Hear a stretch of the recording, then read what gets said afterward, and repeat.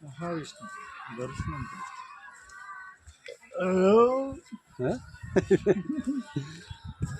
చాందీ చమ్మా నానా చెప్పనా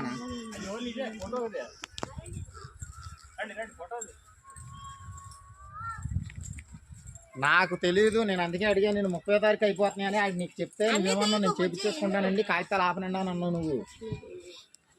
నేను మొన్న 30వ తారీఖుతో అయిందా? అదే నేను మధుబాబు ఫోన్ చేయనా? ఎందుకు కాగితాలు అయితే అయిపోద్ది కదా, కాగితాల చేత అయిపోద్ది కదా.